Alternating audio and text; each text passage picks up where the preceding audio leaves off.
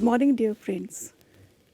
In this week, we would begin our discussion with the concept of gender blurring, and after explaining the concept, we would move to a discussion of Toni Morrison's work from this perspective.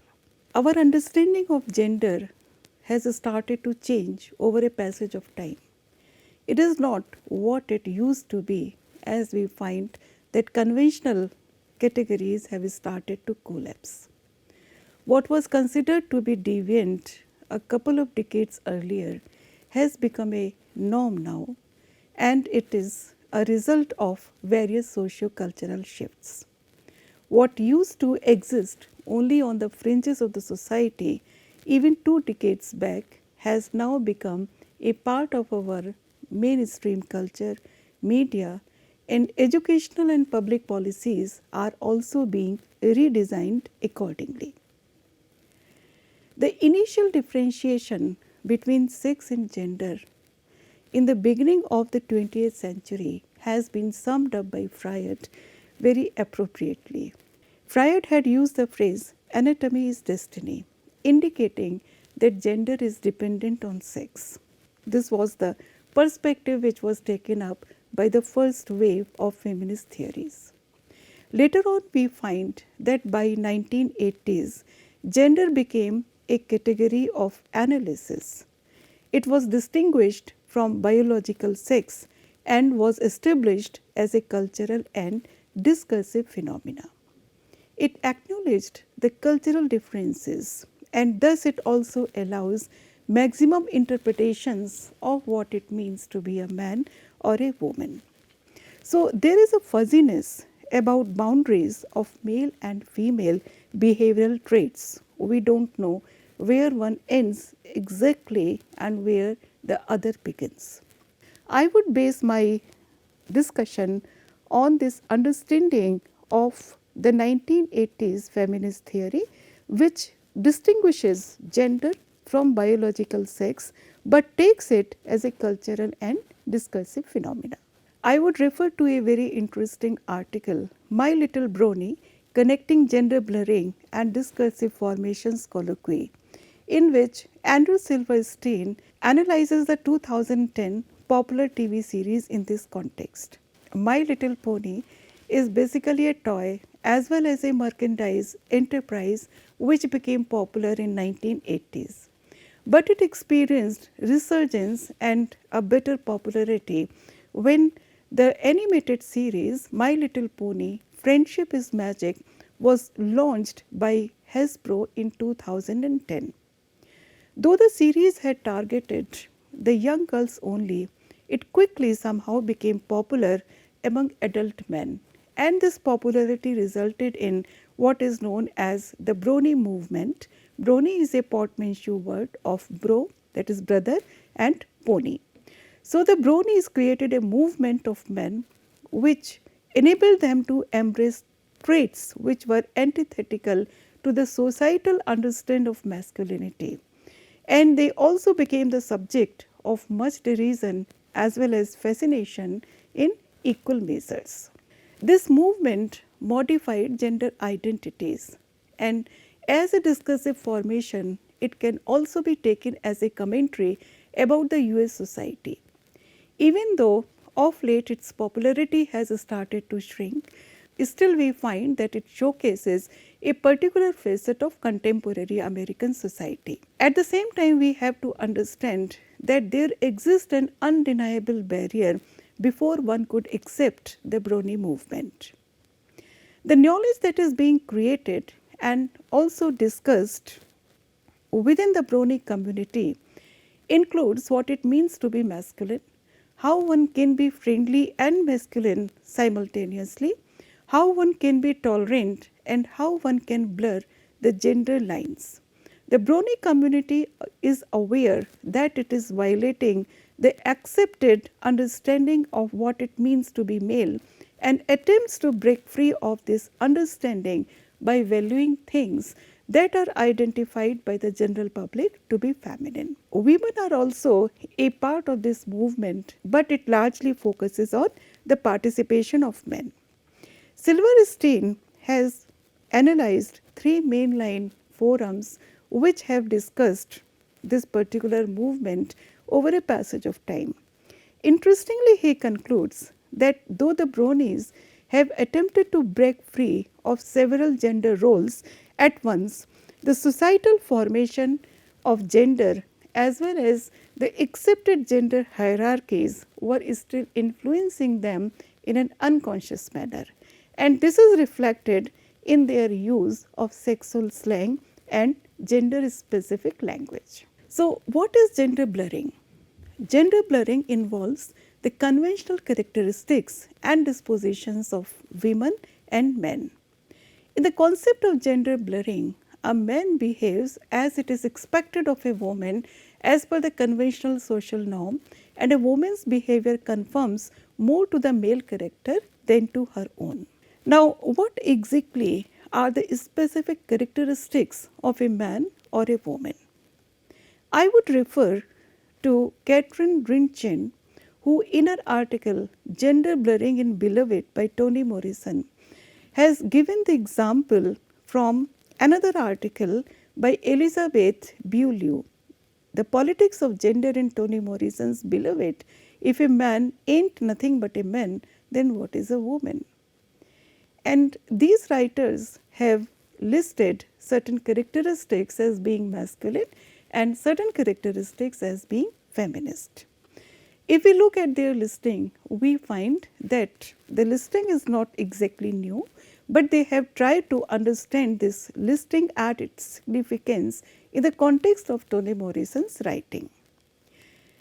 We understand that fearlessness, aggression, or a confrontationist behavior is related with masculinity. A man is also expected to be rational, active, as well as brave, a provider for one's family, a person who should be able to take care of one's family. The feminine characteristics are the binary opposites. If a man is expected to be fearless, a woman is expected to be rather timid. She should value relationships and should not be aggressive. She should be emotional, passive, etc.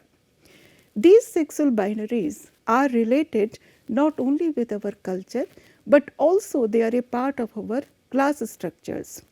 But still we find that within the class structures, in these characteristics, the subordination of women is apparent. We also understand that the definitions of certain terms also changes according to the changes within the class structures. For example, the idea of respectability among women is defined in various ways depending on the class to which a woman belongs. We find that in the modern times, gender blurring has been a theme of several youth-based subcultures. For example, the hippie movement during the 1960s, where the conventions of masculinity and femininity were flouted by cross-dressing. The punk rock era that followed was perhaps more androgynous, with the obligatory bondage trousers and closeness in their apparel choices. Concept of gender blurring is close to the idea of the drag and certain aspects of queer theory, even though it is mainly understood as a concept which has been employed to look at the genres of neo-slave narrative and African American fiction. We also find that this concept of gender blurring contextualizes the third wave of feminists, from where we find that more contemporary understandings of the term gender have arisen. In order to understand the idea of gender blurring in a more detailed way, let us look at the concept of drag and those aspects of queer theory which are close to it. Drag or cross-dressing is not a new phenomenon. It has been used as a theatrical device since the days of Greek drama. During the medieval times also, women were not permitted to perform on the stage, and in Shakespearean drama, we find that the characters of women were played on stage by men.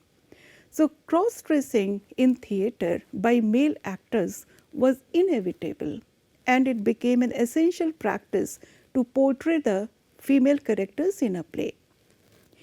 It was used thus as an intentional tool of performance, and this performance relied on the more acceptable and visible gender characteristics of women, so that the characteristics of women or the portrayal of women characters is separated from the portrayal of men character.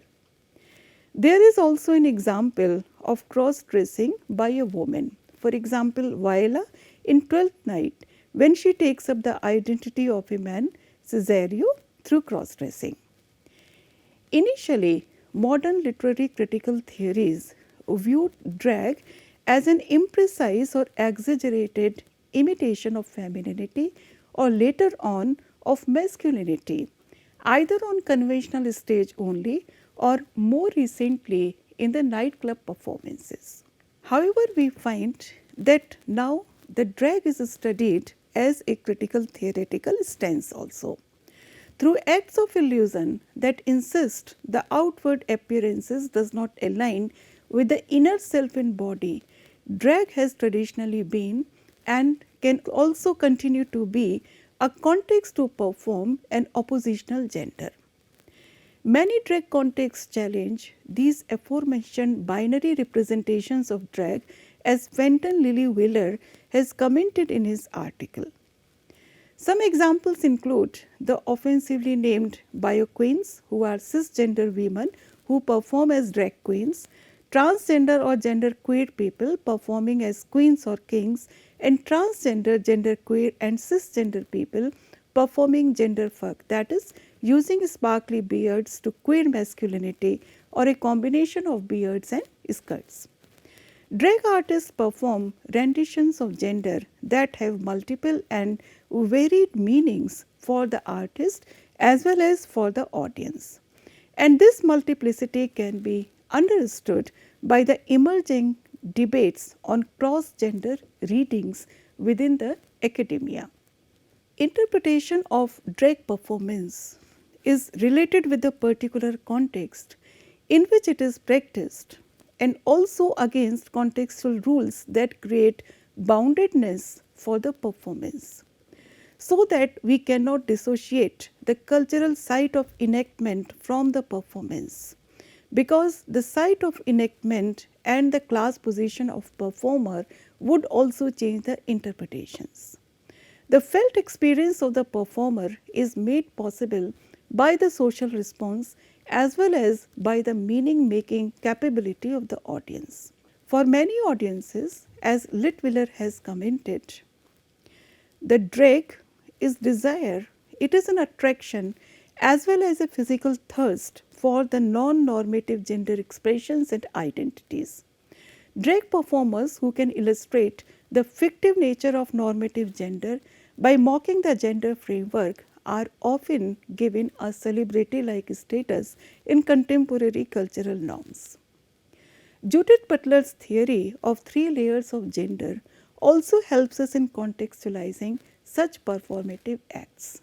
We would discuss Judith Butler in detail in some other modules, but at this point, Judith Butler's theory is important for understanding the interpretations of the drag performance. According to her, the biological sex of the performer, the gender identity of the performer, and the gender that is being performed are factors that are taken into consideration when examining a theatrical act in which the actor cross-dresses. Similarities between Butler's theory on the performance of gender and the theories of Gia Howard can also be pointed out. Gia Howard has suggested that the blurring of sexual differences opens the liberating possibility of undoing the structures of domination and exploitation which are premised on binary sexual opposition. It can also be pointed out that gender and power structures cannot be separated. They are interdependent and define each other in every society. Notion of gender is framed and congealed into forms which appear to be natural and permanent by discourses which are also responsible for generating and perpetuating patriarchal power structures. At the same time, we find that associations of gendered behavior with race and class hierarchies also exist. The notion of gender blurring is also very close to certain aspects of the queer. It opposes single heterosexual umbrella in terms of gendered characteristics.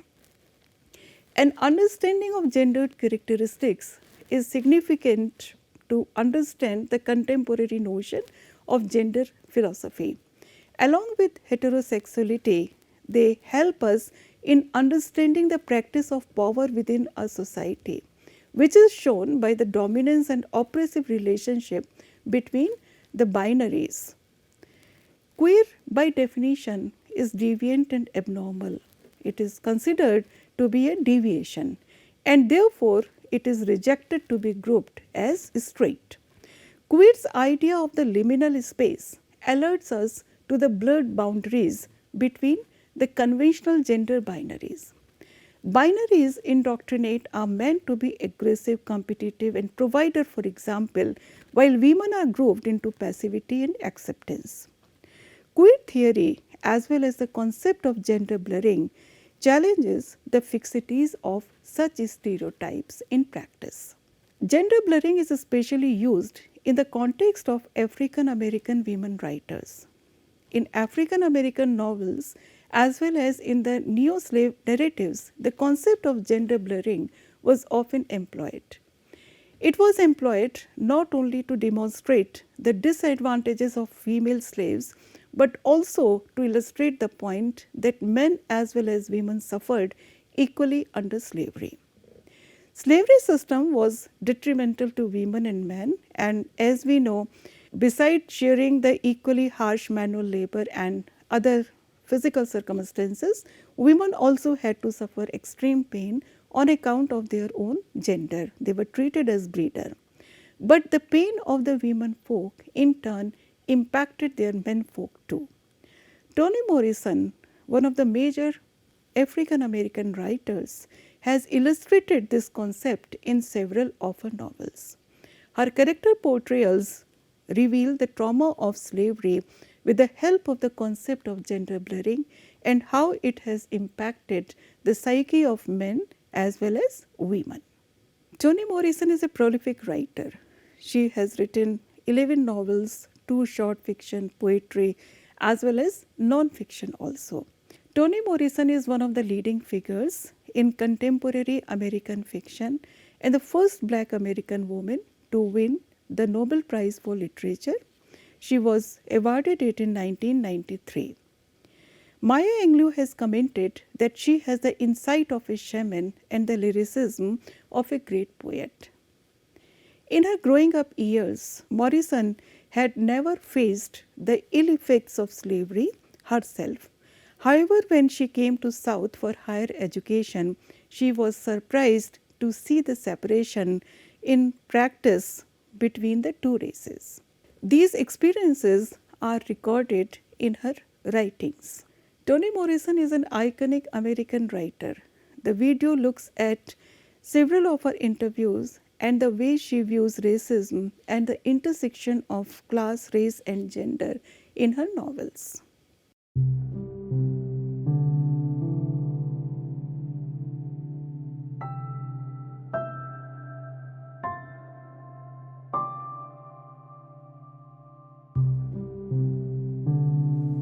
I didn't discover why I wrote really until later.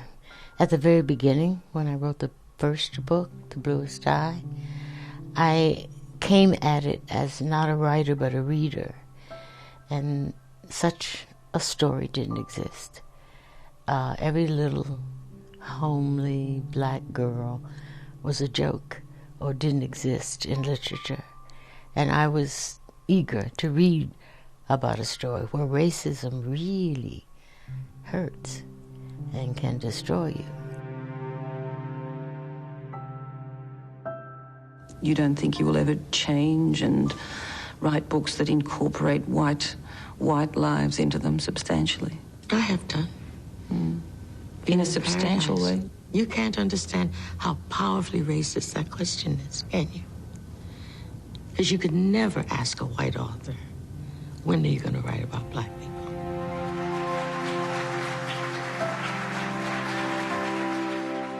Toni Morrison's prose brings us that kind of moral and emotional intensity that few writers ever attempt. From Song of Solomon to Beloved, Toni reaches us deeply using a tone that is lyrical, precise, distinct, and inclusive. There would never have been a book club had there not been you as an author. Really? No. So I thank you, Miss Morrison. I thank you. Fabulous. Yes. Never would have been one without you. Never would have been. Well, you know, I'm trying not to write just because I can, or just write more. I'm trying to write less that means more, that says more. For me, it's extremely important for the clarification not only of the past, but of who we are as human beings in this country. No matter what happened, God has sent you home.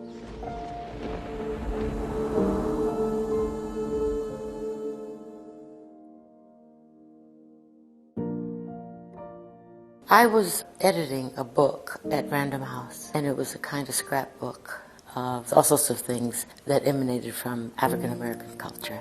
And I came across this woman, Margaret Garner, and the story was that a slave woman had killed her children, or tried to kill them all. What struck me was the theme was that she was not crazy. And they were stunned to find her A, articulate, B, sane, and 3, interested in doing it again.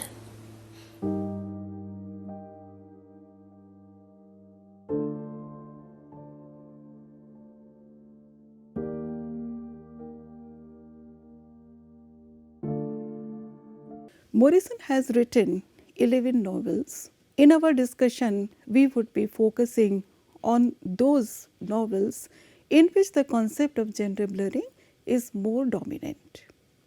I would discuss, first of all, The Bluest Eye, which was published in 1970. The Bluest Eye is a tragic story of child abuse with race, gender and class mixed in, and the novel is also concerned with racial self-loathing, loss of identity and a sense of deep shame. The myth of childhood innocence is deconstructed through the protagonist of the novel, Piccola.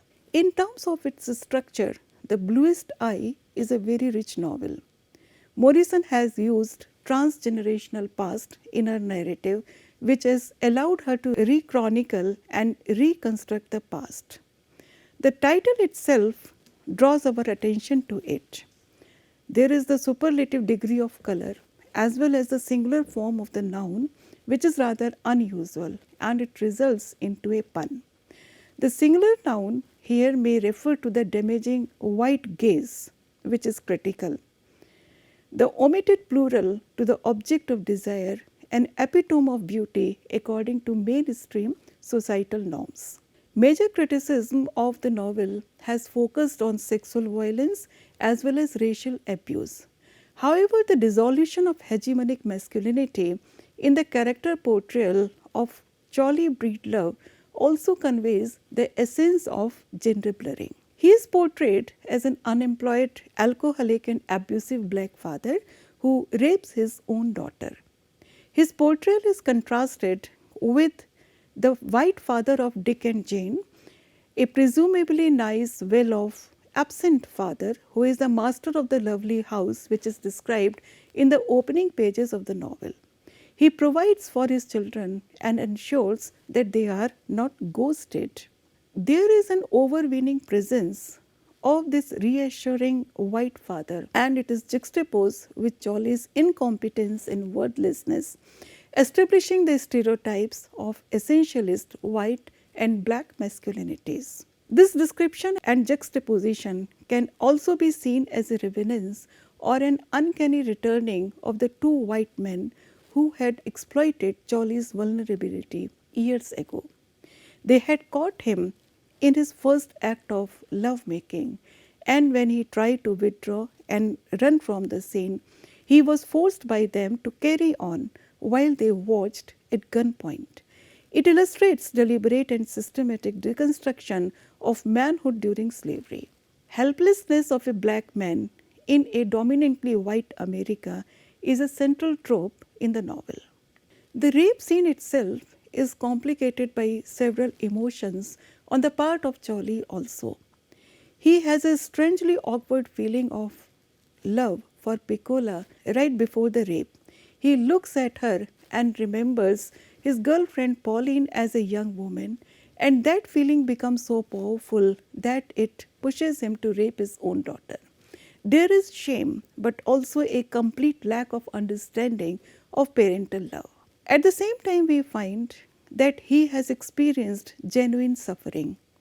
Abandoned as a child in a junk heap and having suffered humiliation continuously, he is not free to develop his feelings of love or his capability to be loved.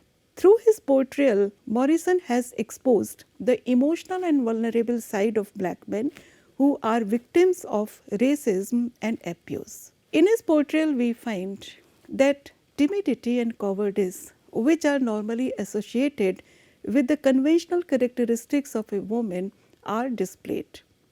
Another example of gender blurring is Claudia McTeer, the outspoken and brave narrator who is not severely impacted by gender or race restrictions. In a society which values bravery in men, we find that a male character, Charlie, is depicted as being a timid and a person who does not value his family. On the other hand, in the portrayal of Claudia, a woman, we are shown a remarkable bravery and outspokenness. When Claudia is given a white doll she does not want, she destroys this doll and dissects it. She feels repulsive. She is revolted physically, and also at the same time she is frightened of the white racial features of this doll. She goes on to recognize that she was expected to appreciate this doll as a model of beauty. This was the same model of beauty which was upheld by magazines, by window signs, along with girls and women of every age. However, she could never accept the doll as being beautiful. She also did not conform to the conventional beauty standards proposed by the dominant race of the society. We can also say that the two families, the two matriarchal families, have contrasting family stories. Claudia belongs to a caring family in which members have deep, real connection. On the other hand, breed loves follow a circle of violence and complete neglect often. Even though Claudia is a girl, contrary to our conventional understandings, she is the strongest character in the novel who is always unaffected by racial or sexual prejudices of other people. When she finds a group of boys harassing Piccola, she attacks them fearlessly. When she learns that Piccola is pregnant, she and her sister come up with a plan to save her baby, even though the community has rejected her. Claudia makes sure to point out that when such things happen, our greatest folly is to blame the victim and to suggest that the victim has no right to be alive in the first place. In the instance of Piccola, however, it is already too late to correct it. The white aesthetics and the cycle of abuse she has been involuntarily dragged into have already destroyed her mental strength.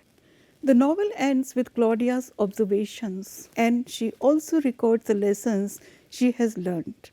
But because she is a narrator and is passing on certain information to readers to a large audience, critics like Melissa Sand conclude that the novel ends on an encouraging note for the next generation of young women.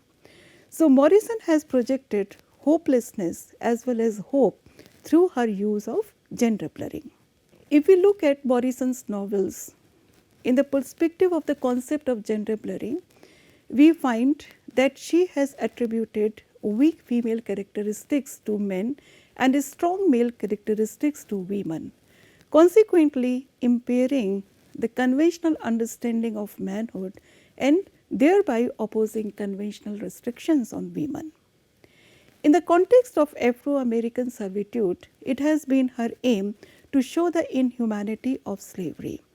Both women and men were denied the existence as human beings while they were enslaved. The concept of gender blurring functions not only as a blurring between the male and the female gender, but also functions as a blurring between human beings and reinforces the impression of how terrible life must have been under slavery. We would continue our discussion of gender blurring in some other novels of Toni Morrison in the next module, looking particularly at this description in her famous novel Beloved. Thank you.